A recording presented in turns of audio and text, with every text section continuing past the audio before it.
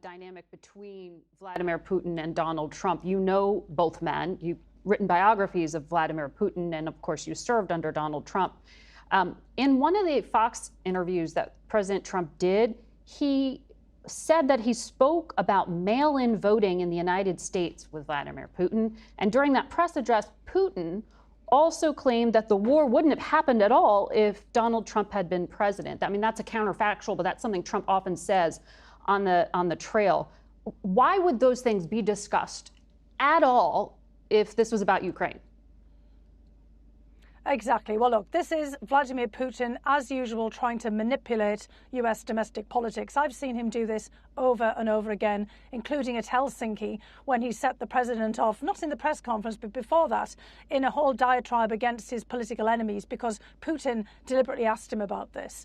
So Putin knows that President Trump wants to have an acknowledgement of his self-assertion that the war wouldn't have happened had he been in the presidency. And so Putin's giving him something that plays well for President Trump in his own domestic environment. It doesn't play well in the international environment where people know things are much more complicated, but it's basically a gift and a concession to President Trump himself. And Putin wants to sow chaos in the American electoral system ahead of the midterms. So, of course, he's laid into this whole issue of mail-in voting. And President Trump asserted in his Fox News interview that there are no countries in the world that allow mail-in voting. Well, Russia allows mail-in voting. And if everybody wants to go out and look, they can look for themselves. In 2020, President Vladimir Putin signed into law Russians being able to vote by mail and also on the internet.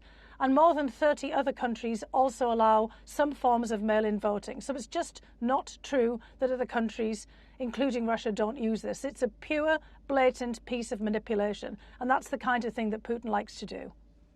And of course, I don't think you would endorse the outcome of that voting system and that those elections are rigged in Russia, correct? Of course. And I mean, basically, Putin wants to see us tie ourselves up in knots between now and the midterms. He's trying to sow chaos. And he's just basically used his time with President Trump to push that along. Again, it's a diversion. It's a distraction, really, from the negotiations on Ukraine, because Putin doesn't really want to give anything up. So he gives up basically something that plays well in the political arena for President Trump and something that actually plays very badly for the United States in its own political arena, which is the mail-in voting point that he made. Fiona Hill, always appreciate your analysis. Thank you for joining us.